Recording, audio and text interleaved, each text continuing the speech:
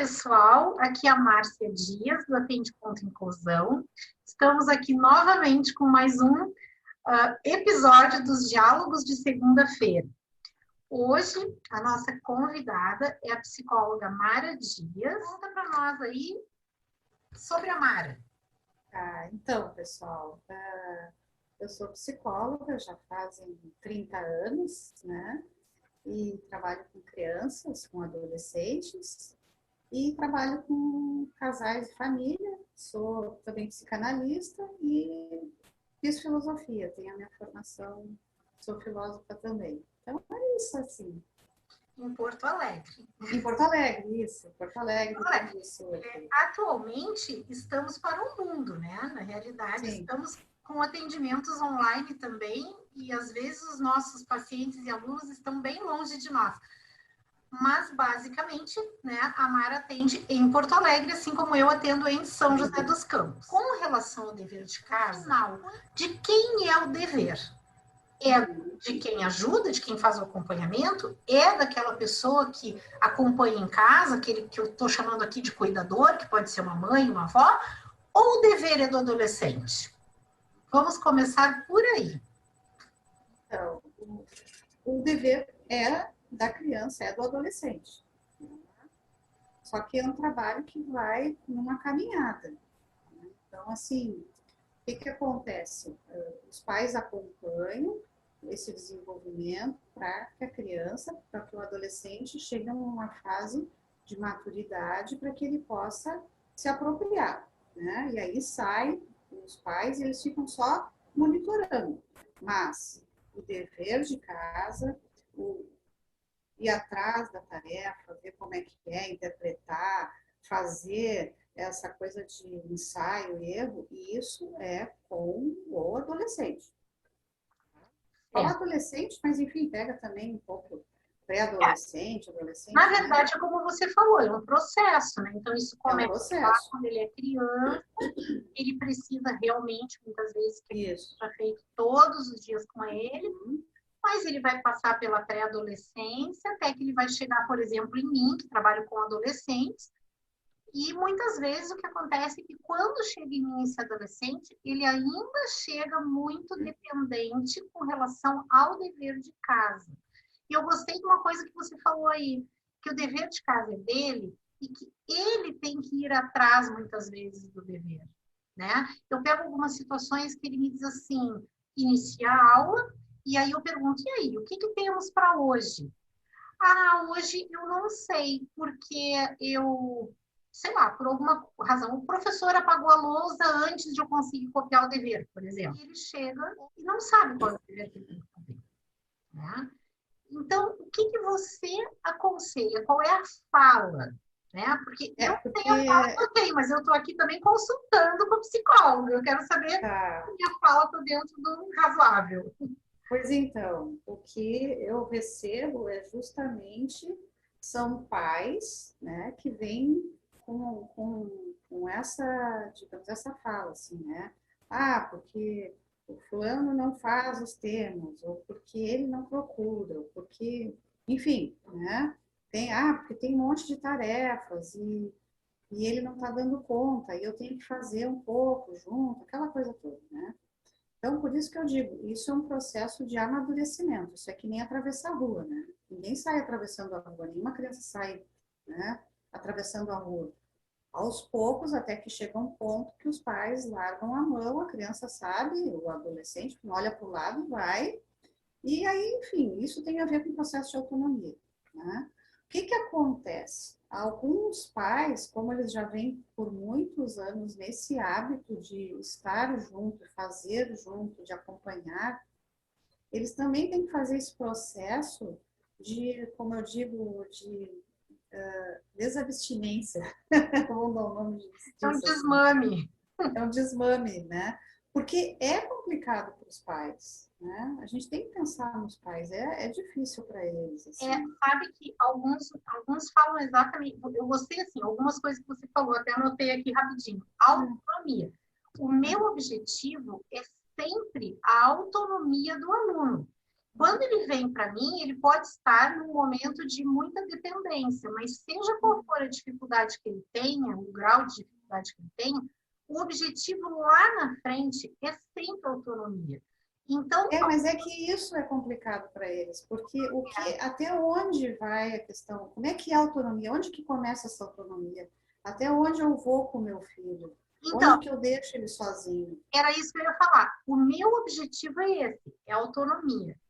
Porém, eu tenho que trabalhar muitas vezes, eu tenho que receber muitas vezes essa mãe, conversar, dizer para ela, não, fica tranquila, ele hoje não deu conta, digamos assim, tinha 3 deveres para fazer. Olha, ele conseguiu dar conta do primeiro dever, do segundo dever, e o terceiro não deu conta. Isso acontece, mas isso acontece, e tudo bem que aconteça. Eu sempre digo, essas coisas são terapêuticas e elas ajudam o amadurecimento. Porque a vida é isso, tu não consegue conter tudo, dar conta de tudo o tempo todo.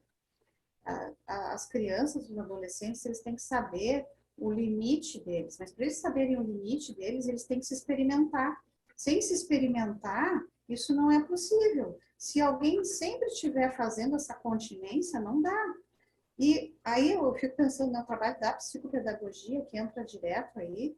A psicopedagogia, ela não entra fazendo para o adolescente. A psicopedagogia, ela entra justamente dando instrumentos para que o adolescente faça por conta própria. Mas tem que ser a autoria dele. Esse que é o grande legado, né? Sim, eu muitas vezes, dando um exemplo bem prático, tá? O aluno vem com uma lista de matemática. E nessa lista, geralmente é assim, cada probleminha de matemática, ou não vou dizer item, mas cada item, digamos assim, o problema em si, às vezes é um problema só e a gente resolve. Né? Ele resolve, eu ajudo a resolver quando ele não consegue, ok. Mas às vezes vem aquela lista que num item vem lá, letra A, B, C, D, E, F, vem um monte, né? Na verdade, são vários exercícios dentro de um só. O que quando o aluno me diz assim, não, mas isso aqui eu tô com dificuldade, isso aqui eu não consigo fazer. Normalmente eu faço o seguinte, eu faço com ele, eu dou uma olhada e eu já, claro, pela experiência, eu já sei quais são aqueles que podem apresentar alguma diferença, alguma dificuldade para ele. Então, vamos fazer aqui a letra A, a letra D e a letra F. Ponto. E aí a gente vai lá e faz juntos, né? Junto, não vou fazer para ele. Eu vou dando dica e ele vai desenvolvendo. Quando nós terminamos essas 3, eu digo, bom, então agora vamos para o número 2, que é o outro exercício. E às vezes ele me diz assim, tá, mas e as outras? Né? Aí eu digo assim, as outras são suas, não são minhas, né? E aí, nesse momento, o aluno muitas vezes diz assim, eu acho que eu não vou conseguir. Bom, então você vai conversar com o seu professor na sala de aula, porque a ideia é que ele tenha autonomia, inclusive, para resolver coisas na sala de aula com o professor de sala. Mas esse é o objetivo da sala de aula, assim, não perde o objetivo. Né? Exatamente. Justamente assim, eu tenho dificuldade, esse aqui eu não consigo. Bom, então justamente isso vai ter que ver com o professor. Mas faltou, né? Dos 10 itens fiz 7, eu fiz só 8. Ok, é para isso que tem essa relação professor-aluno. Né? O dever de casa é para o professor da escola saber, né, se aquele aluno... Exatamente. Porque é muito ruim, porque às vezes alguns pais se enganam na tentativa de ajudar, eles tentam fazer a lição, eles tentam dar conta de tudo. Aí eles questionam demais a lição. Exatamente. É sobre isso que eu queria, assim, que a gente conversasse muito, né? Sobre o fato de que esse pai pode ficar tranquilo. Não é porque esse aluno não deu conta de 100% da tarefa que não está valendo sim. Né? E a escola... Isso faz parte do processo de aprendizagem. Isso faz parte. Mas sabe que uma coisa que eu reparo muito? Eu reparo que, de certa forma, as escolas que mandam muita tarefa, geralmente assim, as escolas privadas são bastante exigentes.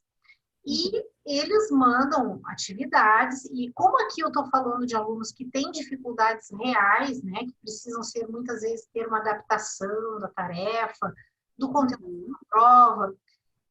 As escolas mandam muitas vezes o dever de casa e realmente, às vezes, ainda não se chegou naquele ponto adequado para aquele aluno. O dever ainda está um pouco acima, digamos, daquilo que o aluno realmente pode dar conta.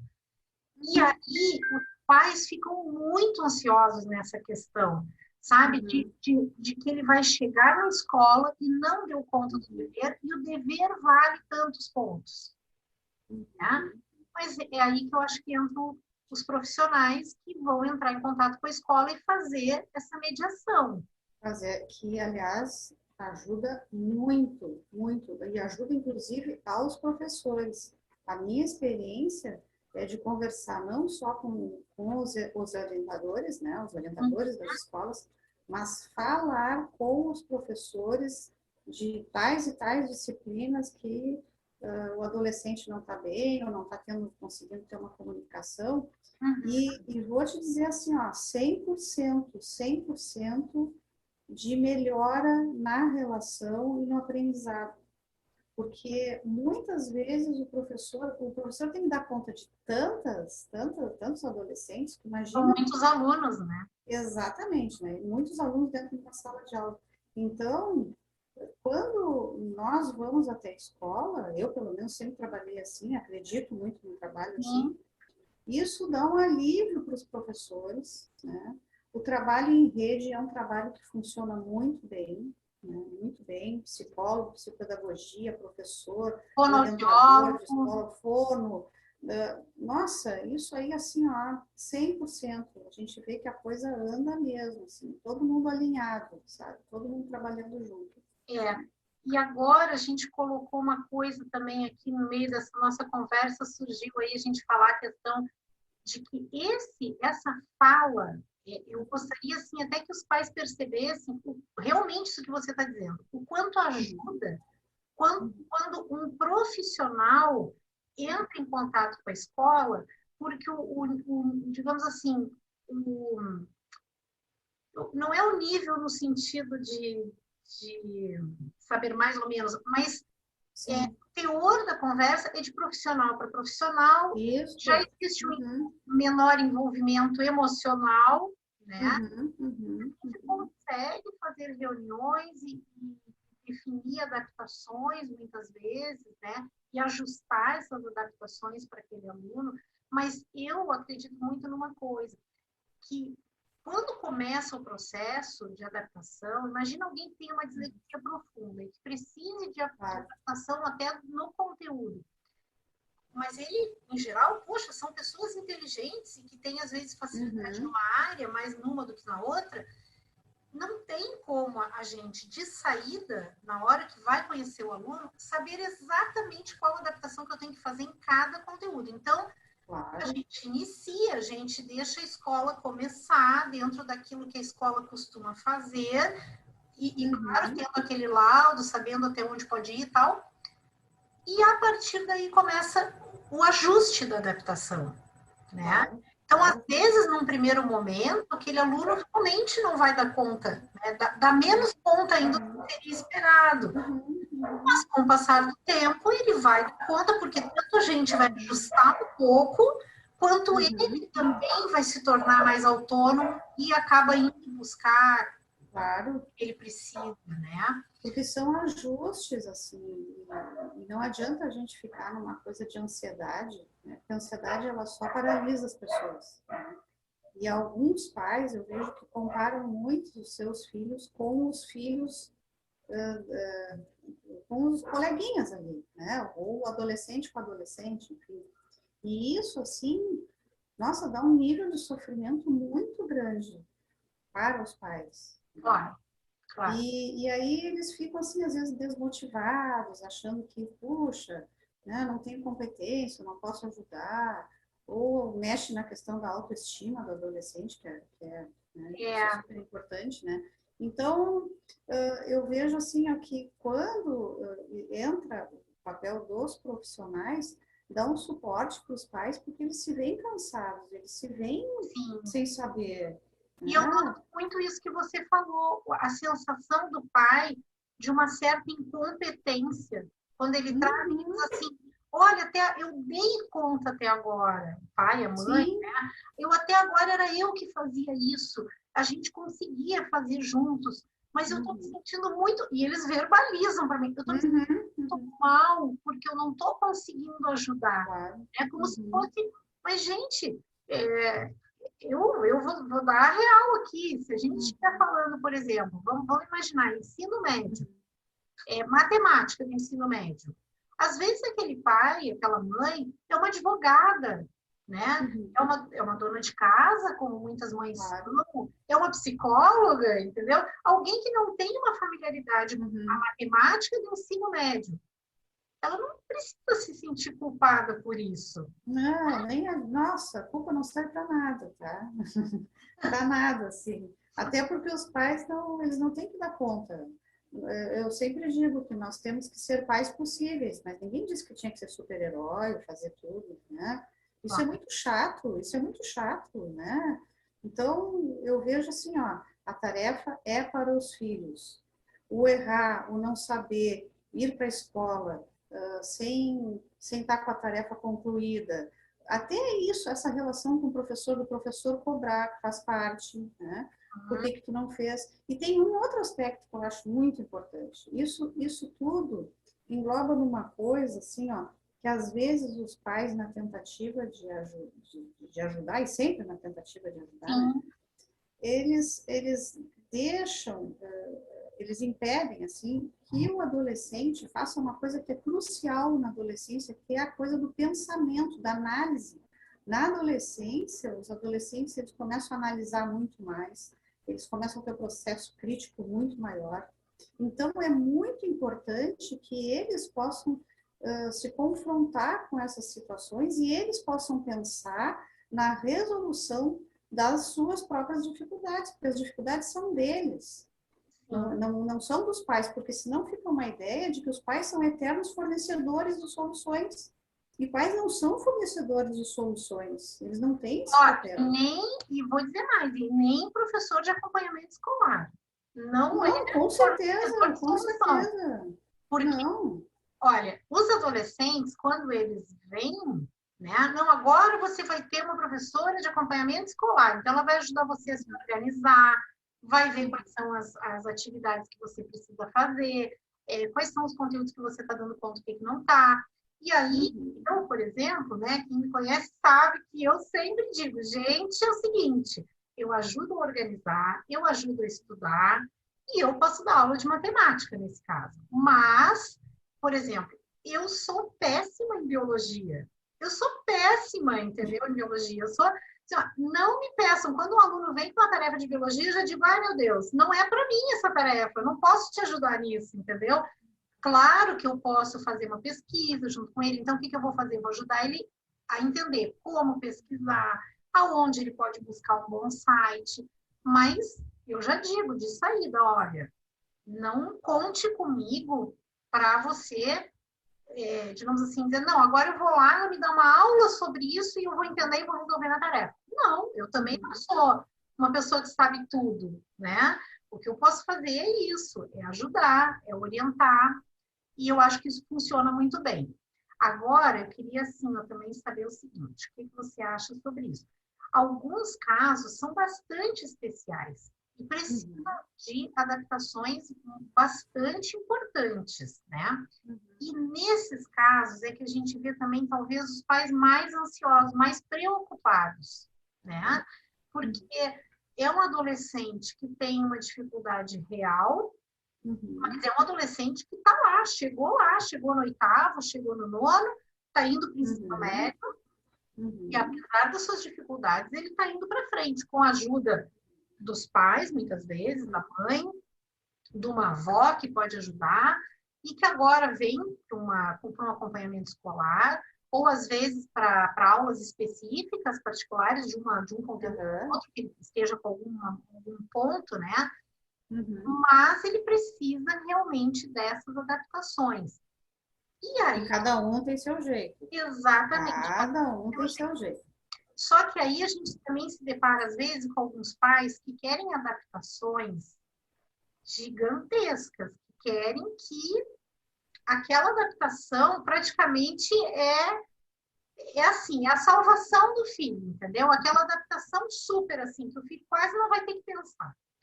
Temos esse lado também. Então, o que você diria para esses pais? O seu filho tem uma dificuldade real, a gente sabe, mas, gente, tem um limite também. A gente tem que dar alguma dificuldade para ele, né? Não é no credo.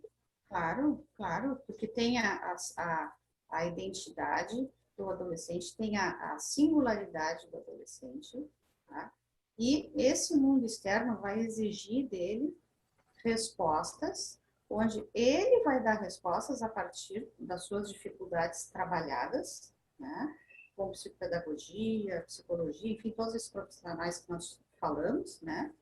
Mas aí entra o papel da psicologia de poder trabalhar justamente esse sentimento dos pais, de poder permitir que essas coisas aconteçam, porque senão fica uma coisa que parece que tem que tapar todas as arestas. Parece e as arestas, elas sofrer, são... né? Não pode sofrer. E se tapar todas as arestas, a superproteção a gente sabe que é uma desproteção. Então, na tentativa de ajudar, não vai ajudar. E sabe vai aumentar a dependência. E sabe uma coisa que acontece também, que eu percebo, assim, que às vezes, quando é um caso de superproteção daquele adolescente, às vezes não é nem não existe culpa, na minha opinião, tá? O que eu digo, às vezes, é que por um processo que aconteceu de uma determinada forma com aquele adolescente, com aqueles pais, com aquela escola, aquela adaptação foi feita lá pela coordenação da escola, mas muitas vezes a real dificuldade daquele aluno não chega nos professores de sala. Por quê? Porque às vezes essa escola tem um professor cuidador, né? Um professor específico que cuida desses casos especiais. Esse professor acaba dando conta desse aluno e essa adaptação fica ali muito entre eles, né? E o professor lá fez, às vezes, uma ou outra coisinha, mas não chega a ter um contato com o aluno, com a dificuldade real do aluno. E eu vejo, às vezes, casos que eu chamo de aluno invisível. É a invisibilidade do aluno. Aquele aluno está na sala de aula, mas aquele professor sabe que aquele aluno tem um professor específico, cuidador, que vem eventualmente ou para retirá-lo da sala para trabalhar com ele ou para ficar junto, e eles acabam não tendo um contato mais direto. Aquele aluno acaba não fazendo, por exemplo, perguntas para o professor. E muitas vezes ele percebe, o adolescente percebe, e é o que a gente chama de ganho secundário. Aí tem um aproveitamento disso e fica numa zona de conforto. E aí ele não exerce as capacidades, porque ele pode dar de muito melhor que ele não está nem sabendo, porque ele fica descansado. Bom, é assim, ó, é um assunto longo, eu acho que a ideia é comunicar a esses pais que eles, uma vez que eles procurem profissionais, que eles fiquem tranquilos, né? Que os profissionais, eles obviamente procuraram profissionais em quem eles confiam, e que esses profissionais vão realmente fazer essa mediação. Então é isso, eu só tenho a agradecer, né, que a Mara topou essa minha... Eu sempre digo, eu tenho um monte de amigas psicólogas e eu gosto de ver porque elas topam tudo que eu invento. Então, ô, Márcia, eu acho legal assim, ó, que o pessoal possa enviar mensagens para ver o que eles precisam, o que os pais precisam, quais são as dúvidas, né? É legal isso. Essa é uma das coisas que a gente sempre comenta no final. Pessoal, comentem o que vocês acharam da nossa conversa, mandem mais perguntas, mandem sugestões, lá o link, né, para poderem os contatos dela, tá? Então era isso, eu só tenho a agradecer. Eu que agradeço. Que bom. Então tá. Tchau, pessoal. Vamos para o próximo.